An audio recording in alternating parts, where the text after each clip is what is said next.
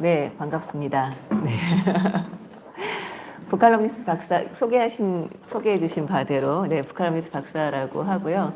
이 책 듣는 밤이라고 하는 행사를 낭독 행사를 11년째 하고 있다라고 얘기를 해주셨는데, 네, 바로 지난달이 10주년 행사를 했습니다. 그래서 어쨌든 계속 이제 코로나 이전에는 매달 했었고, 지금 같은 경우는 이제 시간이 되거나 기회가 닿을 때마다 하고 있는데요. 이렇게 책을 읽어서 소개해드리고, 그리고 이 책을 제가 읽어드리는 걸 듣고서, 너무 재밌다, 이 책 읽어봐야겠다라고 해서 읽어보시게 되는 것이 저의 보람입니다. 네. 제가 이제 지관서가의 6군데, 울산의 6군데 지점들을 오늘로써 이제 마지막으로 6군데 다 방문했고, 그리고 이제 오늘 마지막으로 이제 낭독 행사를 하게 됐습니다. 주제는 영감이고요. 이곳에 이제 이 공간에 이제 그 테마가 영감이죠. 이 영감이라고 하는 주제 가지고 어떤 책을 소개할 수 있을까 굉장히 많이 고민을 했어요. 사실 영감이라고 하는 주제는 굉장히 넓습니다. 아주 넓은 주제거든요. 예를 들면 예술가들이 자기들이 아이디어를 얻는 것이라고 보통 얘기를 하고 있습니다만, 그것만이 아니라 우리 일상생활 쪽에서도 굉장히 많은 영감에 기대서 사실은 일상을 이제 운영을 하고 있어요. 그래서 우리가 어디서 어떻게 영감을 얻는가라고 하는 부분들은 사실은 개인들마다 굉장히 큰 차이가 있고요. 또 영감이란 무엇인가에 대한 개인적인 이해들도 차이가 있을 거라고 생각을 합니다.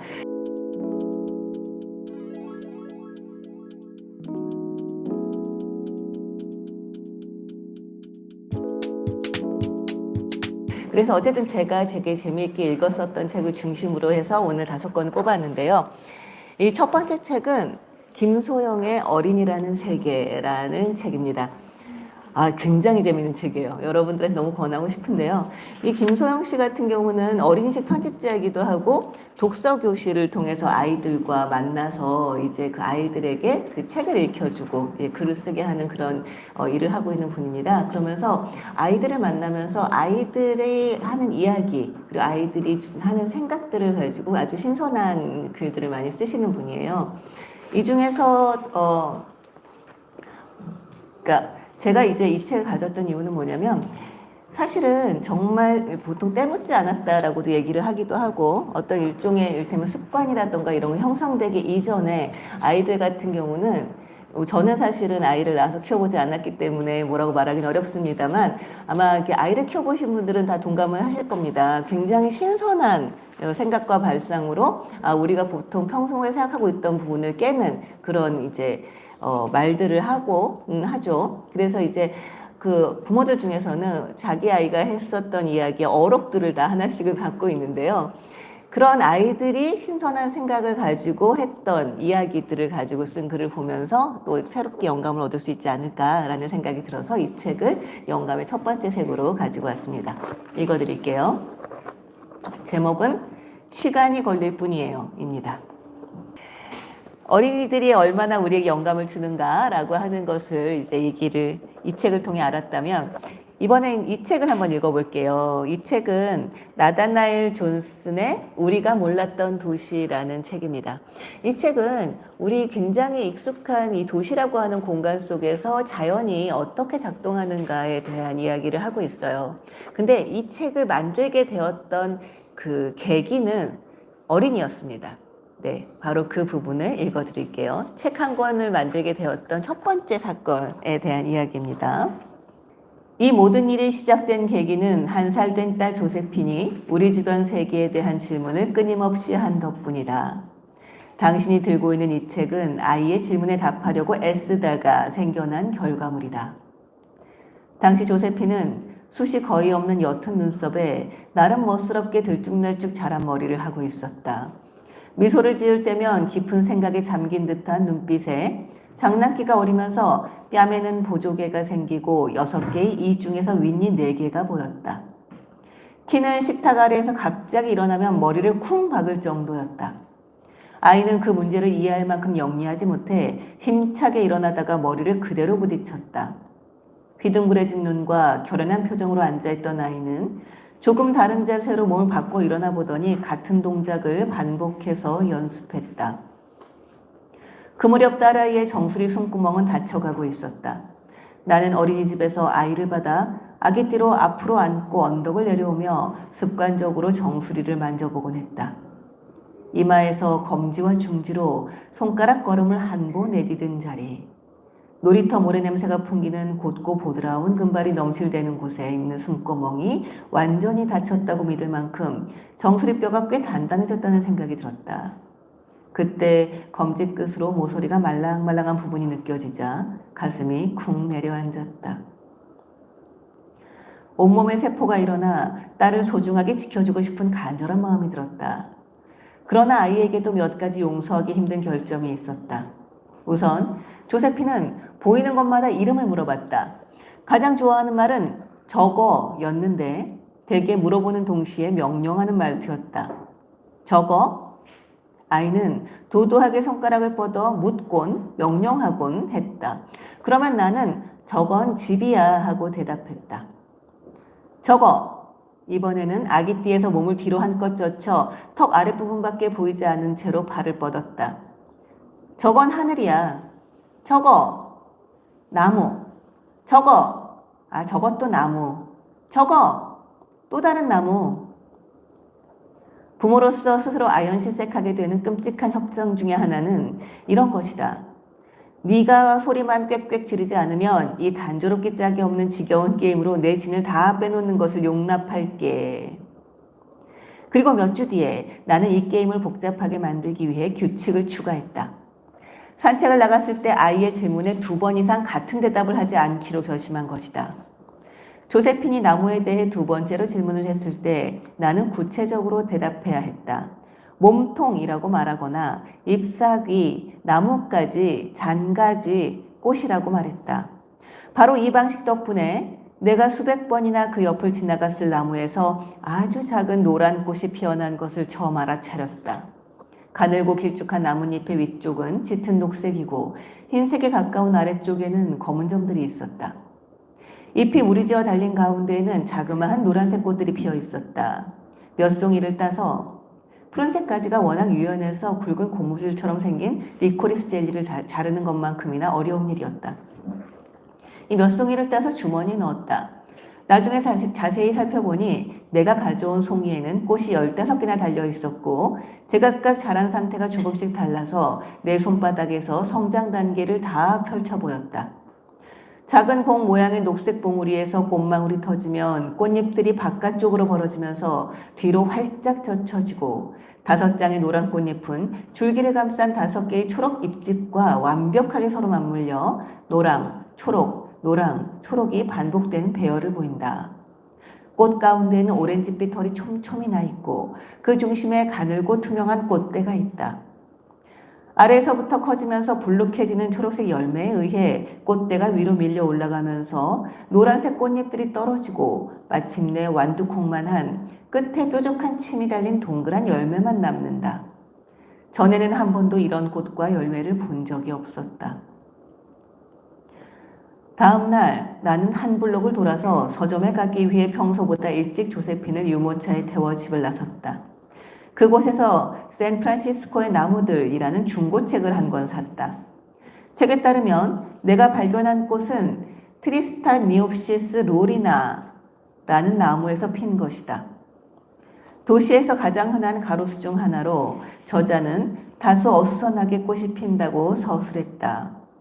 내가 애정어린 관찰을 했던 뒤라 무정한 표현이라는 생각이 들었다. 나무의 이름은 약간 실망이었다. 좀 더 큰 체계 안에서 나무의 생태적 지위에 대한 힌트를 얻을 수 있는 이름을 좋아하기 때문이다. 그저 나무로 기억한 채 특정 나무를 지나쳤다면 진정으로 그 나무를 봤다고 할 수 없다. 분명 나무의 꽃도 눈에 들어오지 않을 것이다. 나무를 지나치다가 그것을 티 로리나라고 인식한다고 해서 훨씬 좋을 것도 없다. 오히려 현학적인 라틴어 학명을 친구에게 알려주기 위해 이름을 기억한다면 역효과만 날 것이다. 그러나 이름을 안다는 것은 그 나무를 깊이 알아가는데 첫 번째 실마리가 될 수 있다. 트리스타니옵시스는 이 나무종이 프랑스 식물학자 쥘 MC 트리스탄에 의해 처음 보고된 관목과 닮았음을 나타낸다. 옵시스는 유사하다는 뜻이다.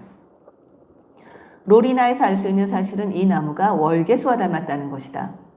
오스트레일리아가 원산지인 이 나무가 마음에 들었던 이유는 그리스 월계수보다 투박하고 억센 그 잎으로는 학자나 올림픽 선수보다는 럭비 선수나 악어 사냥꾼의 머리에 씌우는 월계관을 만드는 게 더 어울릴 듯 싶어서였다.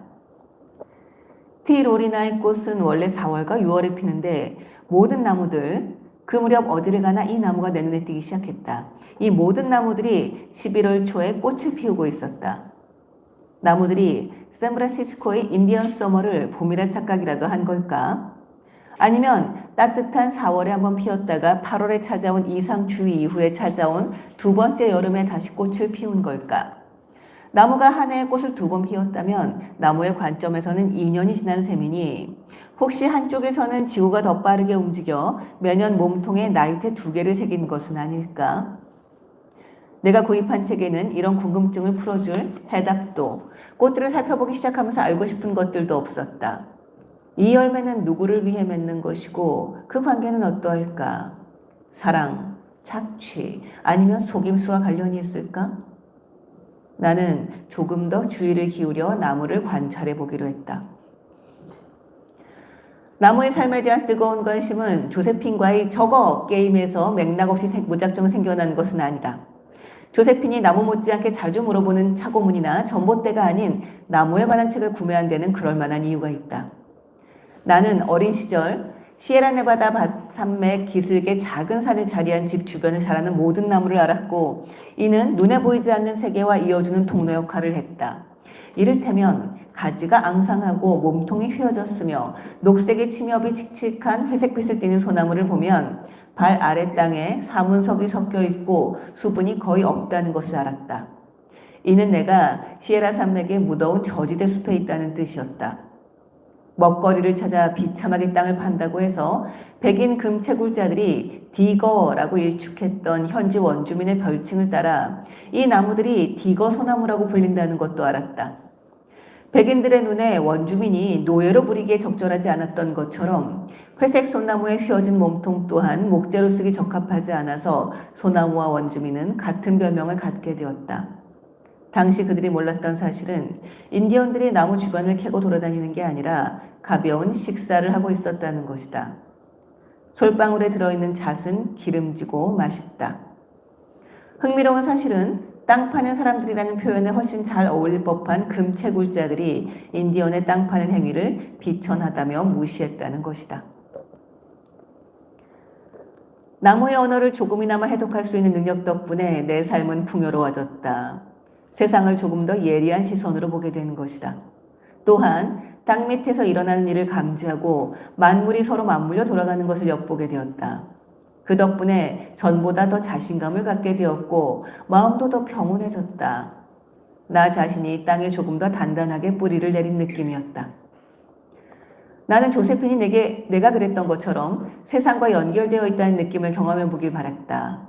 그러다 보니 아이가 나뭇가지를 가리켰을 때 저건 나무야 라고 말할 뿐 더 해줄 만한 흥미로운 이야기가 없자 마음이 아파왔다. 내가 정말 그것밖에 보지 못하는 지루한 어른들의 무리에 끼게 된 걸까? 조세핀마저 흥미를 잃게 될 때까지 나 스스로 이렇게 똑같은 말만 되풀이하도록 두고 볼 건가? 그로부터 2년 후 조세핀의 여동생이 태어나면서 각각의 덤불과 나무에서 의미를 쥐어짜야 하는 필요성은 갑절로 늘어났다. 내 곁에 자연에 대해 배우기 시작할 무렵 나는 도시 환경의 자연사에 관한 좋은 안내서를 찾기가 대단히 어렵다는 것을 깨달았다. 얼마 전까지만 해도 사람들은 도시의 생태계에 관심을 기울이지 않았다. 전형적인 도시의 나무들은 전 세계 나무들이 무질서하고 변칙적으로 뒤섞인 것처럼 보일 뿐 진짜 자연 같지 않다. 하지만 최근 몇 년 사이 과학자들은 인간이 도시에 뒤죽박죽 조성해 놓은 생기 넘치는 자연을 애정어린 시선으로 관찰하기 시작했다. 게다가 도시의 야생생물 연구는 산발적으로 진행되고 있어서 새로운 발견이 가능한 풍요로운 터전이다. 브롱크스에 위치한 포덤대학교의 생태학자 케빈 매트스는 꽃을 관찰하기 위해 중간중간 멈춰서며 뉴욕시를 걸어서 가로지르다가 227종의 다른 벌을 확인했다.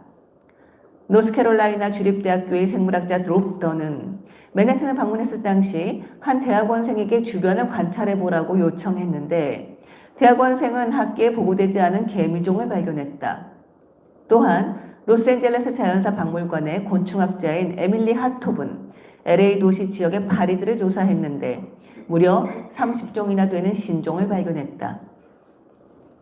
나는 시에라네바다 산맥의 야생생물에 관해서는 수십 권의 정성어린 안내서를 찾을 수 있었지만 내가 찾은 샌프란시스코의 야생생물을 다룬 책들은 실용성에 초점을 맞추고 있었다. 이를테면 나무의 뿌리나 열매를 그저 거슬리고 처치 곤란한 것으로 보는 식이었다.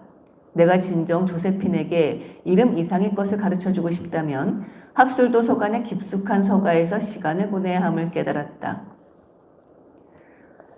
나는 내가 찾고자 하는 정보를 어디에서 얻을 수 있는지 알아내려고 노력하며 아주 천천히 나무 공부를 시작했다. 나는 샌프란시스코의 나무에 대해 하나씩 배워나갔다. 그러자 전에는 그게 그것처럼 보이던 장소에서 다양한 종의 나무들을 발견하기 시작했다. 유칼립투스밖에 보이지 않았던 곳에서 오스트레일리아 버드나무, 레드 아이언바크, 페퍼민트 버드나무가 눈에 띄기 시작했다. 조세핀이 새소리를 들을 때면 새를 찾아 고개를 이리저리 돌린다는 것도 알게 되었고 그러면 나 또한 멈춰서서 두리번거리기 시작했다. 언젠가는 길 모퉁이에서 특유의 기교를 부리며 울어대는 새소리를 들었지만 눈에 보이지 않았다. 그때 나이 지긋한 남자가 차고에서 나오더니 전신주 꼭대기를 가리켰다. 크림빛이 도는 회색 새는 아침 안개에 에워싸여 눈에 잘 띄지 않았다. 날개와 꼬리에는 흰색과 검정색 줄무늬가 있었다. 흉내 집박이, 그 사람이 말했다. 매년 여기로 와서 몇 주씩 노래하는 녀석이지. 우리가 주의 있게 보면 볼수록 관심의 보상이라도 하듯 세상은 우리에게 스스로를 더 많이 열어 보여줬다. 일주일 후 조세핀이 저건 하고 티 로리나를 가리키며 말했을 때 적어도 이름을 말해줄 수는 있었다. 나는 나뭇가지에 바싹 다가섰다. 늘어진 잎사귀들이 팔을 뻗은 조세핀의 손에 닿았다. 자세히 보기 위해 가지 하나를 끌어내렸다. 전에 보았던 노란 꽃들은 하나도 보이지 않았다. 꽃이 있던 자리에는 통통한 초록색 열매들이 촘촘히 송이를 이루고 있었다. 이것 봐, 조세핀. 내가 말했다. 그러자 이번만큼은 아이가 저거 하고 소리를 지르지 않았다. 대신 가지를 움켜쥐고 초록의 작은 열매 꼬투리를 쓰다듬으며 속삭이듯 우와 라고 말했다. 네, 여기까지입니다. 실제로 우리가 어떤 일을 시작을 할 때 그 일의 계기가 되는 것들은 사실 거창한 것이 아닐 가능성이 높습니다. 그러니까 어떤 간단한 의문일 수도 있고요. 이 책 같은 경우는 딸이 저거라고 외치는 소리가 지긋지긋했기 때문에 어떻게 보면 이런 일테면 도시의 자연에 대해 연구를 하는 그런 과정을 또 밟고 또 책까지 내게 되기도 했던 것이죠. 그런 걸 생각을 해보면 우리가 가지는 의문들이나 아니면 뭐 사소한 질문들 이런 것들이 얼마나 크게 뭔가를 변화시킬 수 있을지 우리는 진짜 아는 게 하나도 없다라는 생각을 하게 되는데요. 이 세 번째 책은 네, 굉장히 재미있는 책입니다. 어떻게 보면 이상한 질문들에 대한 진지한 답변입니다. 네, 제목은 이상한 논문이고요. 산큐 다스오라고 하는 사람이 지었습니다. 이 산큐 다스오라는 사람도 굉장히 재밌는 사람이에요. 이 사람은 1976년생인데요. 와세다 대학 대학원 문학연구과 일본 문화 전공 박사 후기 과정을 수료한 문학 석사이자 현직 코미디언입니다. 네. 네, 이 코미디언이고요. 그래서 이제 그 코미디를 하면서 뭐 라디오도 나가고 뭐 여러 가지 뭐 잡지도 연재를 하고 뭐 여러 가지 하면서 저하고 취미가 비슷한 게 많군요. 네. 그중에서 이상한 논문 수집하는 것도 하나의 취미로 가지고 있습니다. 이제 코미디언이다 학자이니까 유머 감각도 있고 또한 이 논문을 보는 취미도 있는 거죠. 그러면서 이상한 논문들을 발견하고 그것을 라디오에 소개하는 일을 해요. 그러면서 발견했던 논문들에 대한 이제 그 글들이 모여 있는데요. 그 중에서 하나의 논문을 소개한 글을 읽어드리겠습니다. 이 두 번째 논문은 고바야시 시게오와 사토시가 2007년 일본 건축학계 환경계 논문집 제615에 실은 논문이고요. 제목은 경사면에 착석하는 커플에게 요구되는 타인과의 거리입니다. 자, 이게 무슨 일인지 한번 읽어보도록 하죠. 이번에 소개할 것은 간단히 말하면 공원의 언덕에 앉아있는 커플을 관찰한 논문이다. 제목의 표현에 따르면 경사면에 착석하는 커플이다. 이 분명히 맞는 말이긴 한데 어딘가 모르게 좀 거창한 느낌이다. 논문의 내용은 커플이 사람들의 눈을 신경 쓰지 않고 앉을 수 있는 거리, 즉 다른 사람과 커플 사이의 거리는 어느 정도인지를 측정한 것이다. 구체적으로는 저녁부터 심야에 걸쳐 커플이 언제 앉고 언제 일어섰는지, 그때 타인과의 거리는 어느 정도였는지, 커플끼리의 거리는 어느 정도였는지를 전부 눈대중으로 계측했다. 대체 최종적으로 무엇을 알고 싶어서 이런 관찰을 했을까? 아니, 그보다 사람들은 이런 행위를 훔쳐보기라고 하지 않던가? 이 논문 정말 괜찮은 거야?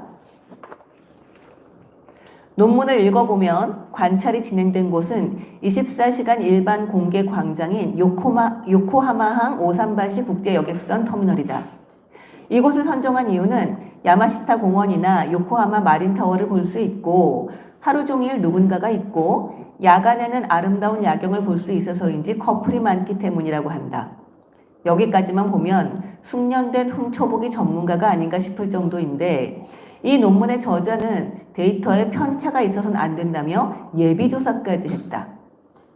예비조사란 제대로 된 데이터를 얻기 위해 과연 그 장소가 적절한지, 정말로 사람들이 오는지, 온다면 그 인원수는 어느 정도인지 등을 사전에 조사하는 것이다.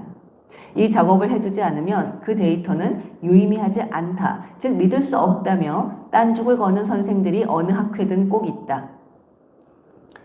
예비조사는 낮부터 심야에 걸쳐 모두 5일 동안 실시되었고 본조사는 17시부터 22시 30분까지 모두 4일에 걸쳐 실시되었다. 잠깐, 예비조사 기간이 더 길잖아. 다만 예비조사 기간이 더 긴 것은 그만큼 정성을 들여서 사전조사를 했다는 뜻이기도 하다. 그래야 4일에 걸친 시간대를 한정한 조사를 통해 오랜 세월의 풍파를 견뎌낼 수 있는 확실한 데이터를 얻을 수 있음을 알고 있었던 것이리라.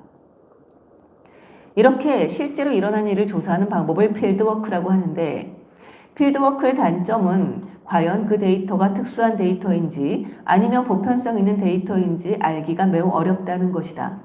가령 언어학의 영역 중 하나인 방언 연구의 경우 실제로 그 지방에 사는 할머니에게 이야기를 듣는 방법으로 조사를 해서 이 지역은 이런 방언을 사용한다라는 결론을 이끌어내는데 취재 대상이 한 명뿐이면 그건 단순히 그 할머니의 말버릇일 수도 있지 않은가? 그 지역 전체의 경향인지 알 수 없네 라는 태클이 들어올 수 있다.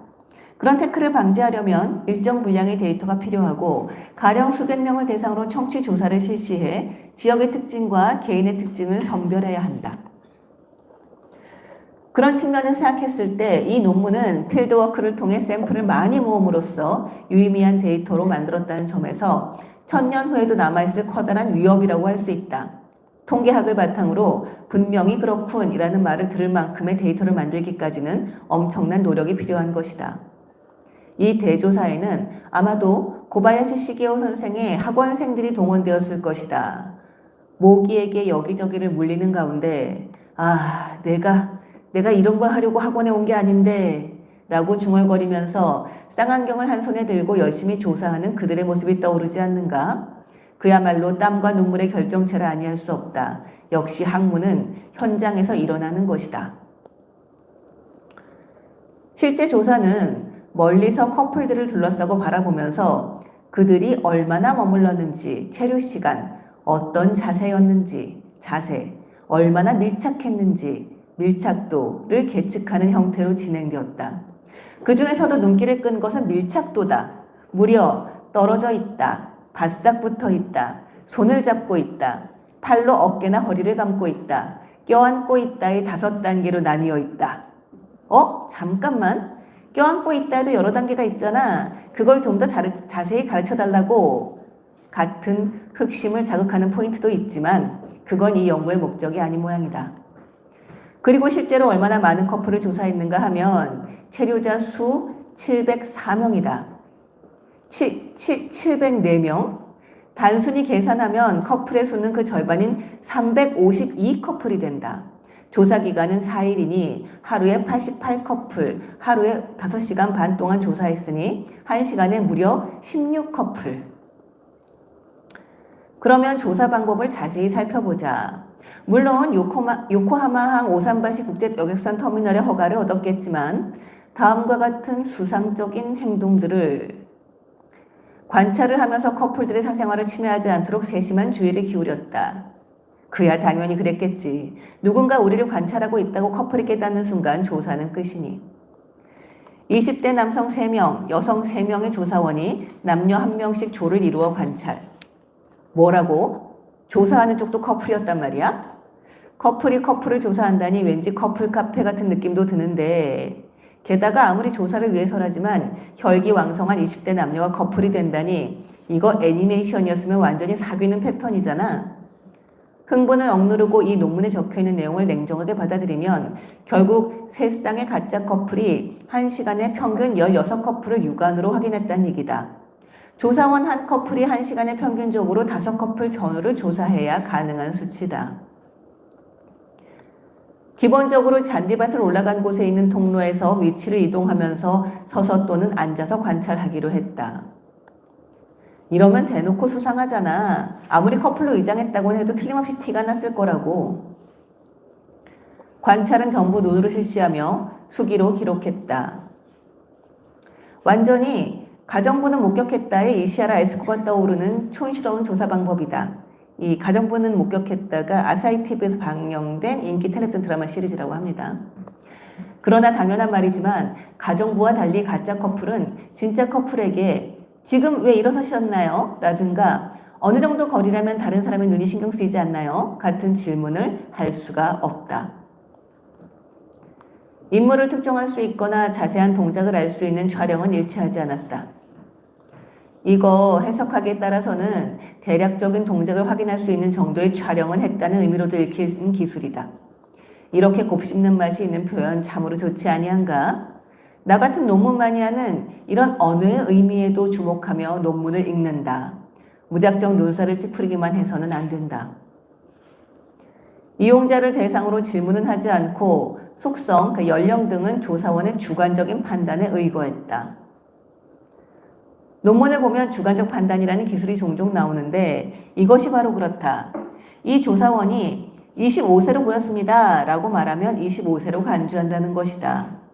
그걸 어떻게 신용할 수 있겠냐고 말하는 사람도 있을지 모르지만 그 방면에 도통한 사람의 주관적 판단은 높은 확률로 정확하다. 내 주관적 판단이긴 하지만. 또한 그 이상 조사할 방법이 없는 사항을 일단 저자의 주관적 판단으로 분류하는 식의 방법도 있다. 그러나 연구자들은 주관이라 믿을 것이 못됨을 누구보다 잘 알고 있기에 이런저런 사실이 밝혀지는 과정에서 언제라도 이 판단은 역시 틀렸구나 라며 자신의 설을 취소할 준비가 되어 있다. 진정한 학자는 자신의 자존심보다 사실에 무게를 둔다. 그들의 목적은 지금까지 몰랐던 사실을 아는 것일 뿐 자신이 옳았음을 증명하는 것이 아니다. 조사 결과 다음과 같은 사실을 알게 되었다. 커플이 어디에 앉을지 결정할 때 밤일수록 다른 사람의 눈이 후방에 얼마나 떨어져 있는가라는 측면을 신경 쓴다. 또 타인과의 거리가 2, 3m라면 앉지 않고 5m 정도라면 안심하고 앉는다. 5m보다 가까운 위치에 누군가 있으면 체류 시간이 짧아진다. 타인과의 거리는 커플의 밀착도에 영향을 끼친다. 주위에 누군가 있으면 바싹 달라붙지 않게 된다. 타인과의 거리는 야간보다 주간이 더 길다. 여성이 남성보다 거리를 의식한다. 3m 이내에 누군가 있으면 손을 잡는데 저항감을 느끼고 5m 이내에 누군가 있으면 손으로 어깨나 허리를 감는데 저항감을 느끼며 6m 이내에 누군가 있으면 껴안는데 저항감을 느낀다. 밤에는 낮보다 거리를 신경 쓰지 않게 된다. 그 이유는 밝을 때 밀착하는 데서 창피함을 느끼고 다른 사람이 보는 것을 강하게 의식하기 때문이다. 대부분의 커플은 손을 잡는다. 서로 껴안고 있는 커플은 4일 동안 모두 18쌍이 있었다. 한편 근처에 다른 사람이 있는 편이 좋다는 커플도 있다. 주위에 커플이 있는 편이 안심이 된다. 다른 사람이 있는 편이 안심이 된다 등이 이유다. 해안가에 앉아있는 커플에 비해 경사면에 앉아있는 커플은 좌우보다 전후의 거리, 특히 뒤쪽을 의식한다. 다른 사람이 있는 편이 좋다고 하면 이상한 취미라도 있는 건가? 라고 억측하기 쉬운데 여성으로서는 아직 사귄 지 얼마 안 됐다면 근처에 아무도 없을 경우 불안감을 느낄 수 있다. 따라서 아무도 없기보다는 5m 정도 떨어진 곳에 누군가 있는 편이 마음이 놓일 것이다. 남성은 이런 데이터를 바탕으로 행동하면 여자친구에게 점수를 딸 수 있을 것이다. 그런데 이 논문의 저자인 고바야시 시게오 선생은 대인거리를 연구하고 있다. 대인거리란 요컨대 자신과 타인 사이의 거리다. 이 거리가 떨어져 있는 동안에는 타인의 존재가 신경 쓰이지 않지만 거리가 줄어드는 순간 신경이 쓰인다. 이것은 여러분도 직감적으로 이해할 수 있을 것이다. 여러분이 남성이라면 소변을 볼 때 바로 옆에 있는 사람이 신경 쓰여서 소변이 나오지 않은 경험이 있을 것이다. 이 타인의 존재가 신경 쓰이기 시작하는 거리, 공간을 심리학 용어로 퍼스널 스페이스라고 한다. 그리고 고바야시 선생이 이 논문을 쓴 동기는 퍼스널 스페이스의 주체가 한 명이 아니라 두 명일 경우 어떻게 될 것이냐는 의문에서다. 요컨대 자신의 영역을 애인끼리의 영역으로 확대해서 조사한 것이다. 참고로 고바야시 선생은 이 연구에 앞서 다음과 같은 연구를 실시한 바 있다. 그 논문의 제목은 선상으로 체류하는 커플에게 요구되는 타인과의 거리로 이쪽은 경사면이 아니라 해안선에 나란히 서서 풍경을 바라보는 커플끼리의 거리를 측정 연구다. 해안선이라고? 선상이면 어떻고 경사면이면 또 어떻다고 이런 조사를 쓸데없이 2번씩이나 한 거야? 라고 생각하는 사람도 있겠지만 해안선 논문에서 측정한 것은 좌우거리다. 한편 경사면 논문에서 측정한 것은 전후거리다. 원서 30쪽에 조사 결과 알게 된 점으로 다른 사람의 눈이 후방에 얼마나 떨어져 있는가라는 측면을 신경 쓴다라는 기술이 있었는데 이것은 해안선과 경사면 양쪽을 조사하지 않았다면 이끌어낼 수 없었을 결론이다. 이제 독자 여러분도 깨달았겠지만 이 논문에는 이렇게까지 치밀한 의도가 숨겨져 있었던 것이다. 현 시점에서는 이 연구가 쓸모가 있다 혹은 없다는 말을 하기가 어렵다. 다만 가령 같은 음식점 등에서 마음 편히 있을 수 있는 공간을 떠올리는 데는 매우 도움이 되는 연구라고 생각한다.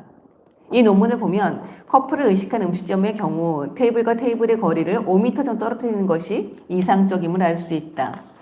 어떤 환경일 때 편안한 마음으로 머무를 수 있는가에 관해서는 지금까지 감각의 영역에서만 논의되어 왔는데 그것을 필드워크의 기법으로 조사하고 그 결과를 수치화했다.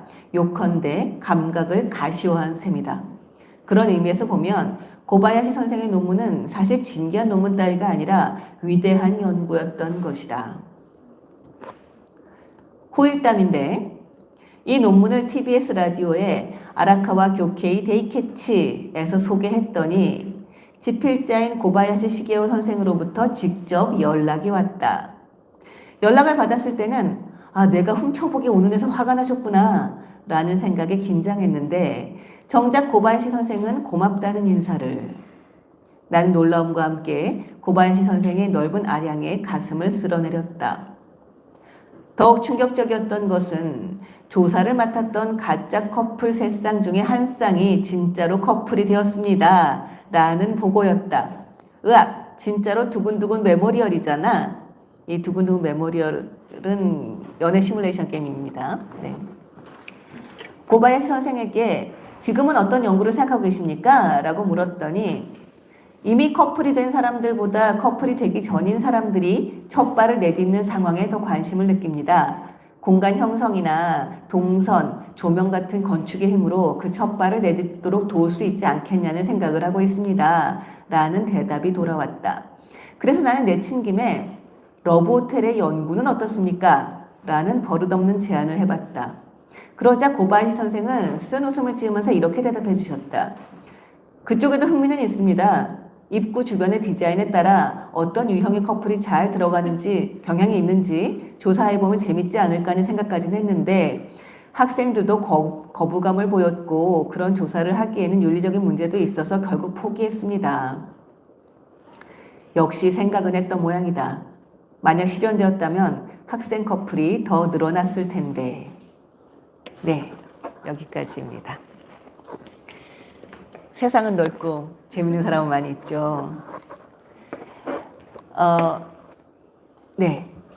네 번째 책은 이거는 예술에 대한 부분입니다. 여태까지 읽었던 부분은 어떻게 보면 예술보다는 우리 일상이라던가 아니면 진짜 말 그대로 이 사회적인 사람들 간의 관계에 있어서 이 영감이라고 작용하는 것에 대한 이야기였다면 이 태도가 작품이 될 때라고 하는 책은 그 예술가들이 가지고 있는 영감과 그것을 어떻게 이제 실현했는가라고 하는 것에 대해서 이제 설명을 하고 있는 그런 책입니다. 박보나 씨가 지었고요. 되게 재밌어요.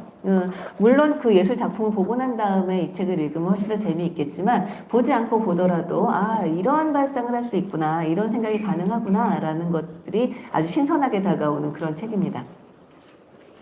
이 책에서 어떤 파트를 읽어드릴까 고민을 하다가 이런 발상은 어떨까라는 생각이 들어서 이제 한 편 마지막 골라왔는데요. 만약에 내가 이런 작품을 감상한다면 어떤 기분이 들까 상상하면서 한번 들어주시기를 바라겠습니다.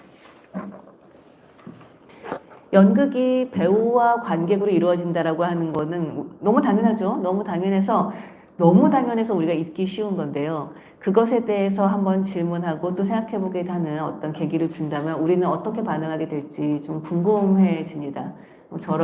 저도 이 글을 읽으면서 내가 거기에 유일한 관객으로 참여를 그랬다면 나는 어땠을까? 나는 어떤 기분을 느꼈을까? 좀 상상을 하게 되는 어떤 계기가 됐어요. 그래서 한번 같이 공유하고 싶어서 읽어보았습니다.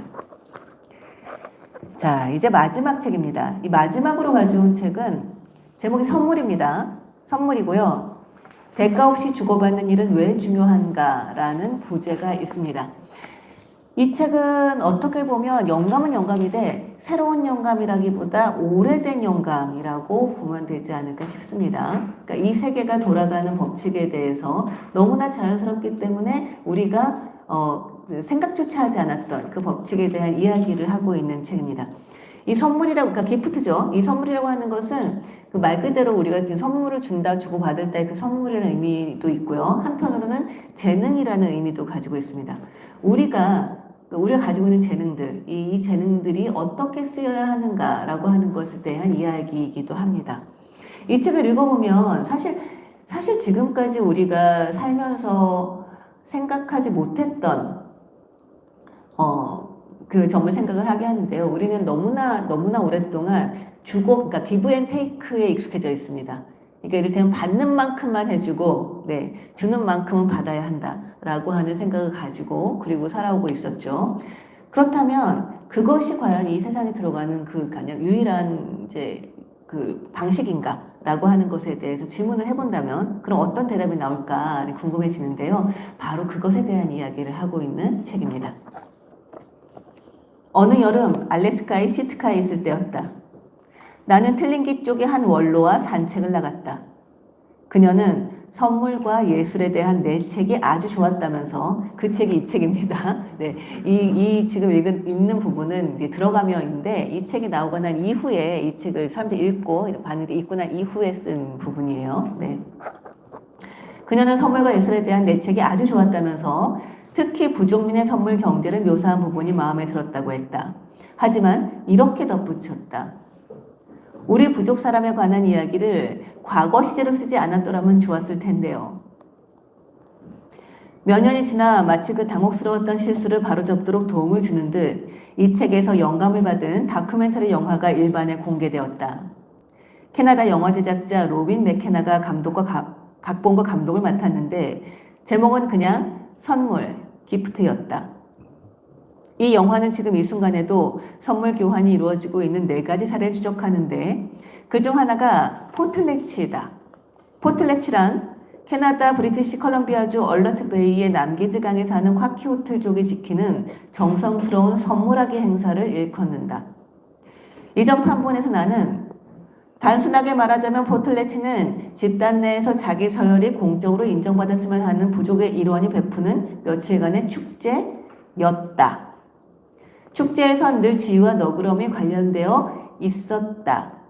누구도 재산을 내주는 일 없이 지위를 얻을 수는 없었다라고 설명했다.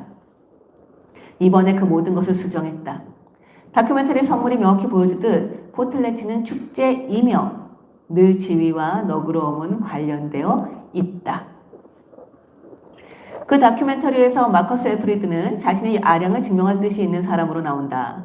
광활한 얼러트 베이부터 시작해 먼 산, 고요한 수면 위로 낮게 나는 새 한 마리, 기둥 위에 앉아있는 흰머리 수리를 따라 카메라가 천천히 이동하는 동안 마커스의 아버지 웨인 엘프리드가 콰키오틀족의 말에는 초자연에서 온 선물, 창조주에게 받은 선물을 뜻하는 단어가 있다고 설명한다. 많은 사람이 이 초자연적인 선물을 가지고 있죠. 어떤 이는 대단한 사냥꾼이고 어떤 이는 대단한 고기잡이입니다. 갓 부족장이 된 것을 축하받으려는 아들 마커스는 가면과 조각상을 깎는 솜씨가 뛰어나다. 그는 갤러리를 통해 조각품을 파는데 판매 수익의 일정액을 따로 떼놓는다. 이른바 포틀레치를 위한 저축이다. 아버지는 이렇게 말한다. 내 아들도 그런 선물을 갖고 태어났죠.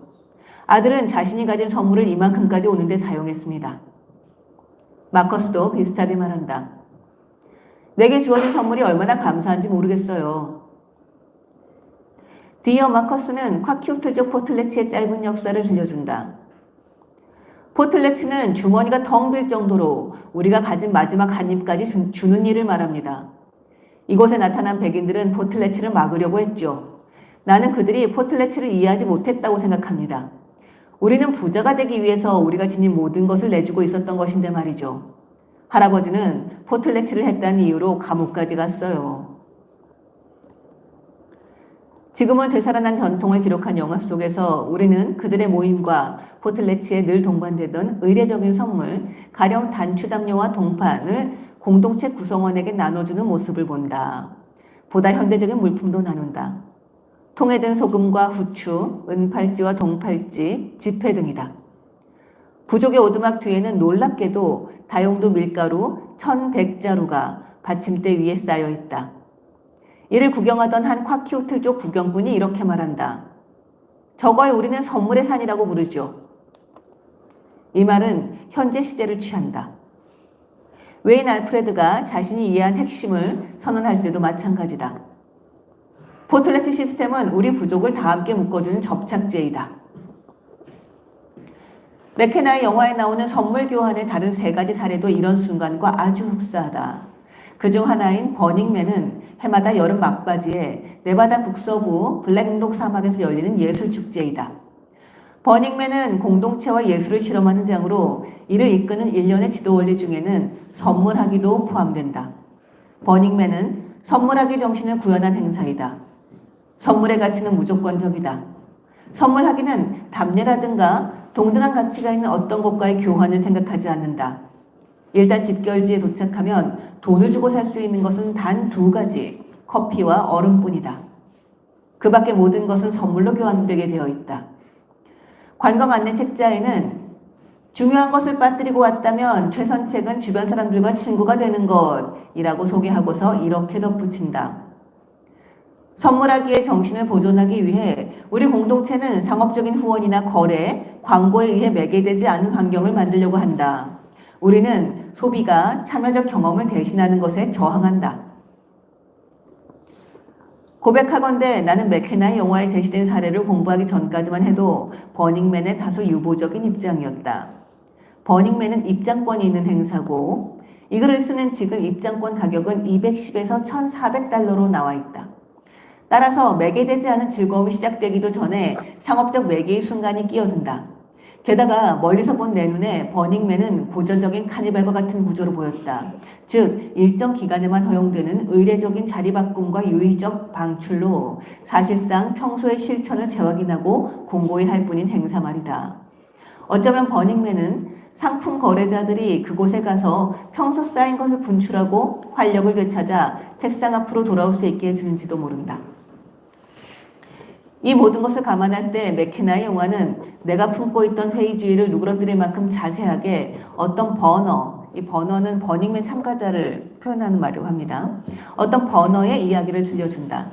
첫째로 버닝맨이 참가자에게 한시적인 행사가 아니라는 점은 분명하다. 우리는 자신을 스몰 프라이, 그러니까 하찮은 사람이라는 뜻입니다. 스몰 프라이라고 부르는 한 여성을 따라간다. 낮에는 사회복지사로 일하는 그녀는 물과 발효시킨 꿀로 벌꿀술을 만드는 양조업자이기도 하다. 그녀는 커다란 벌 모양 아트카를 만들고 벌꿀술 여러 항아리를 싣고 와서 동료 버너들에게 선물할 계획이다. 스몰 프라이는 계획을 실행에 옮기기 위해 먼저 꿀 기부 요청서를 보냈다. 응답자 가운데 한 사람도 벌꿀술 양조업자였다. 두 사람은 곧 꿀과 벌꿀술 그리고 대화를 나누며 아트카 제작에도 힘을 합친다. 기계를 잘 모르는 스몰 프라이는 캘리포니아 오클랜드의 지역 예술가를 위한 공간, 친구들에게 도움을 받는다. 이곳에서는 예술가에게 공용 도구와 공간을 제공한다. 다시 말해 콰키오틀족이 포틀레치 축제를 수년간 준비한 것처럼 버닝맨에서 버너들이 주고받는 것 또한 자유롭게 주어진 상호 지원이라는 오랜 배경에서 나온 결실이다. 이렇게 공동체가 생겨났으니 역시 선물 교환이 접착제였던 셈이다. 게다가 맥케나의 또 다른 현대 사례를 보면 선물은 공동체를 창조할 뿐 아니라 보호하기도 함을 알 수 있다. 이탈리아 인류학자 조르지오 드 피니스는 2011년 로마의 한 산업지구에서 버려진 살라미 공장을 점거해 거주하는 이민자 노숙인과 이탈리아인 실직자 수백 명을 보게 된다. 공장 건물과 무단 거주자의 위태로운 지위에 호기심이 생긴 드 피니스는 독특한 현대미술관 MAAM을 만들기로 한다. 그로부터 몇 년 만에 MAAM은 세계 전역의 예술가 300여 명에게서 시간과 작업을 기부받아 공장을 벽화와 설치물로 채울 수 있었다.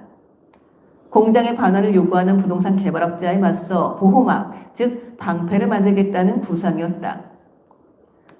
부동산의 가치에 맞서 우리는 예술의 가치를 이용한다 라고 드 피니스는 말한다. 오늘날 문화는 더 이상 문화가 아니다. 스펙터클의 사회다. 관광업 아니면 대량 소비니까. 오늘날 사회 시스템 속 기본 가치는 땅 주인이 나서서 상업적 목적으로 재산 반환을 요구하는 법이 작동하도록 돕는다. 2018년 내가 MAAM을 찾았을 때 건물주들이 곧 이탈리아 법원의 허가를 받아 바로 그렇게 할 것처럼 보였다. 그러나 아직까지는 그런 일이 벌어지지 않았다. 선물로서의 예술이 시스템을 교란시키는 존재로 7년 넘게 버티면서 거주자들이 명명한 예술의 바리케이트 역할을 성공적으로 해냈기 때문이다. 이 모든 사례를 보더라도 선물 교환은 단지 지나간 문화를 설명하는 이론이 아니다. 선물 교환은 지금 이 순간에도 진행되는 일련의 행동이다. 맥케나가 보여주는 마지막 사례는 타이완계 미술인 예술가 리 민웨이의 작품이다.